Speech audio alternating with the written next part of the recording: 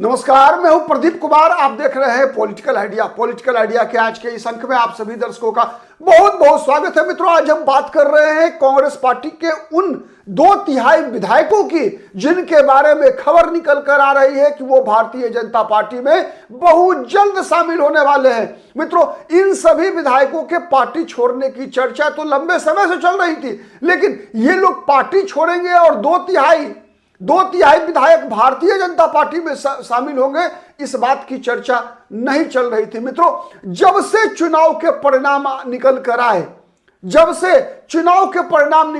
जब से ये विधायक चुनाव जीतने में कामयाब हुए, तब से ही इनके पार्टी छोड़ने की चर्चा शुरू हो गई थी। लेकिन इनके पार्टी छोड़कर बीजेपी में जाने की चर्चा ये नहीं था।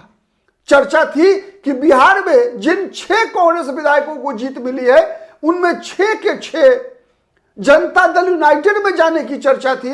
नीतीश कुमार की पार्टी में शामिल होने की चर्चा चल रही थी। भारतीय जनता पार्टी में इनमें से 2/3 विधायकों के जाने की चर्चा नहीं चल रही थी। लेकिन अब जिन बातों का खुलासा हो रहा है, जिन बातों के संकेत निकल कर आ रहे हैं, उससे यह स्पष्ट हो गया है कि 2/3 विधायक मतलब 6 विधायक जो कांग्रेस पार्टी के पिछले विधानसभा चुनाव में, बिहार विधानसभा चुनाव में जीत कर आए हैं। बिहार विधानसभा चुनाव में जिन लोगों ने अब तक अपना नेता विधायक दल का भी चयन नहीं कर पाए हैं। मित्रों, विधानसभा का दूसरा सत्र चल रहा है और कांग्रेस एकमात्र पार्टी है मित्रों जिसने अब तक विधायक दल का नेता का चुनाव नहीं किया है। मित्रों, कांग्रेस के इन विधायकों के साथ राहुल गांधी की बैठक हो चुकी है। इन विधायकों के साथ मल्लिकार्जुन खड़गे की बैठक हो चुकी है। लेकिन इन विधायकों की बैठक बिहार प्रदेश के कांग्रेस कमेटी के प्रदेश अध्यक्ष राजेश राम के साथ अब तक नहीं हुई थी। इसका मतलब क्या? इसका मतलब सीधा सीधा है कि बिहार में जो कांग्रेस पार्टी के 6 विधायक चुनाव जीत कर आए हैं, उनका प्रदेश नेतृत्व में कोई भरोसा नहीं है। नंबर 1। नंबर 2, जो कारण मैं बता रहा हूं उस बात को समझिए कि जो कांग्रेस के 6 विधायक चुनाव जीत कर आए हैं, उनमें दो प्रकार के विधायक हैं। याद रखिएगा आप, ठीक है? 2 प्रकार के विधायक कई प्रकार से हैं। एक तो सबसे पहले आप भूगोल के अनुसार देखिए, इनमें 4 विधायक ऐसे हैं मित्रों जो सीमांचल से चुनाव जीत कर आए हैं, और इन 4 में 2 मुसलमान विधायक हैं, 2 हिंदू विधायक हैं। ठीक है? 2 मुसलमान विधायक अररिया से ओबैदुर रहमान और किशनगंज से कमरुल होदा, ये 2 मुसलमान विधायक हैं। 2 और विधायक सीमांचल से जीत कर आए हैं जो हिंदू विधायक हैं, वो है फारबिसगंज से मनोज विश्वास और मनिहारी विधानसभा सीट जो शेड्यूल ट्राइब के लिए आरक्षित है, वहां से मनोहर प्रसाद सिंह। ठीक है? इसके अलावे 2 और विधायक है चुनाव जीत कर आने वालों, वो दोनों विधायक चंपारण से जीत कर आए हैं। बगहा से सुरेंद्र प्रसाद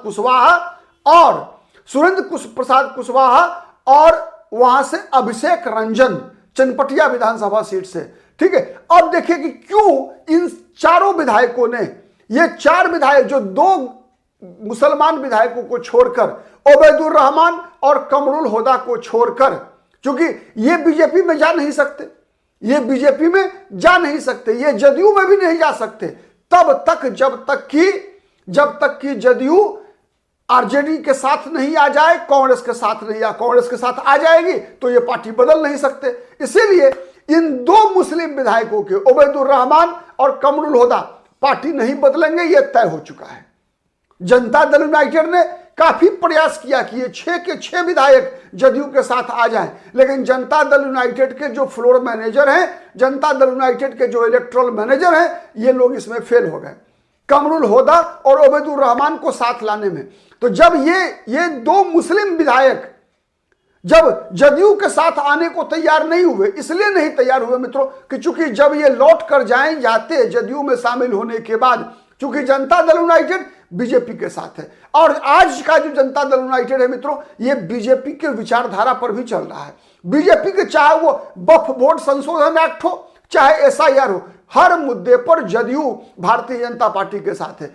अब जदयू और भारतीय जनता पार्टी में कोई अंतर नहीं है। अब नीतीश कुमार नरेंद्र मोदी में कोई अंतर नहीं है। यह बात बिहार में मुसलमानों को, मुसलमान के नेतृत्व को पता चल चुका है।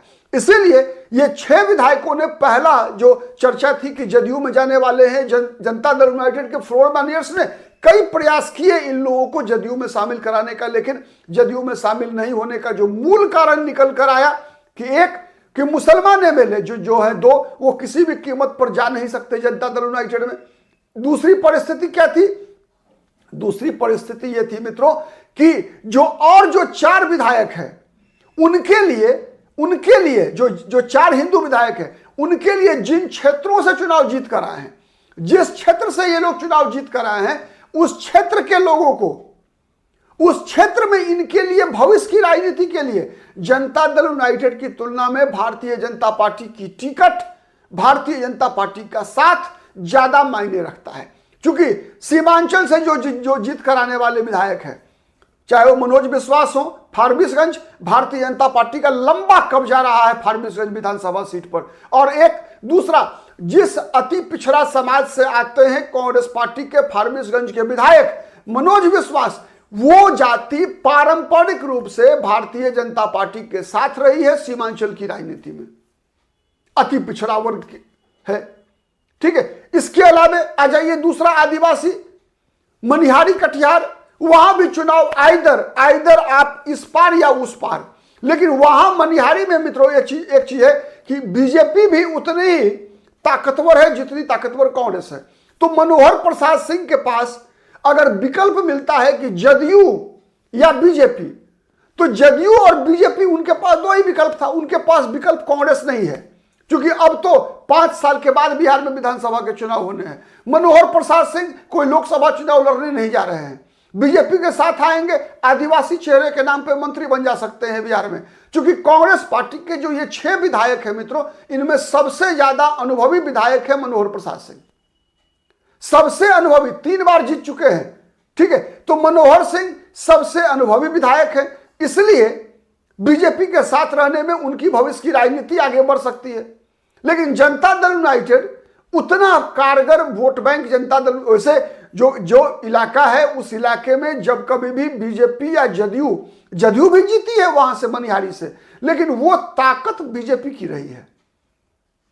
ठीक है। इसके अलावा चंपारण आ जाइए, चंपारण में दोनों विधानसभा सीटों पर मित्रों, चाहे बगहा के सुरेंद्र कुशवाहा हो, चाहे चनपटिया के अभिषेक रंजन हो, अभिषेक रंजन जाति से कलवार है, कलवार वैश्य वर्ग में है, और ये जाति मित्रों एकजुट है भारतीय जनता पार्टी के साथ। बड़े बड़े नेता हैं बीजेपी के इस जाति से। ठीक है। चाहे वो संजय जायसवाल हो, चंपारण के ही है संजय जायसवाल, बड़े नेता है वैश्य वर्ग के, दिलीप जायसवाल है, तारकिशोर प्रसाद है। अधिकतर जो कलवार जाति के नेता हैं वो बीजेपी के साथ है, और कलवार मतदाता भी बीजेपी के साथ है।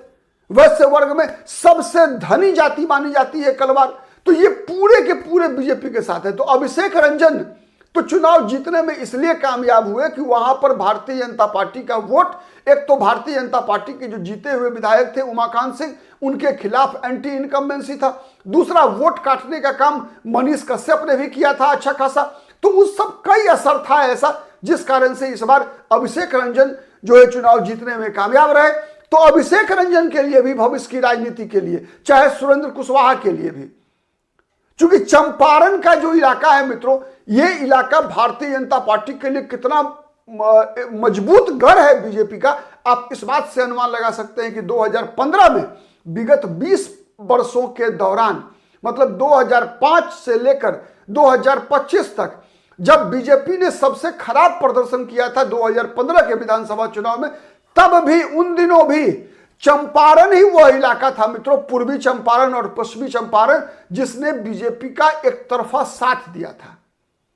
तो यह बात अभिषेक रंजन को भी पता है, यह बात पता है सुरेंद्र कुशवाहा को भी, कि अगर आने वाले दिनों में चंपारण में अगर अपनी राजनीति को नया धार देना है तो बीजेपी सबसे बेहतर विकल्प है। इसीलिए कांग्रेस पार्टी के इन चारों हिंदू विधायकों ने भारतीय जनता पार्टी में शामिल होने का फैसला कर लिया है।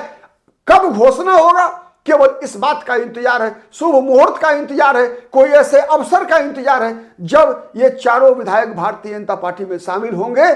ठीक है, इस बात की पक्की आप कह सकते हैं कि गारंटी दी जा सकती है कि ये चारों के चारों विधायकों का भविष्य केवल और केवल बीजेपी के साथ है।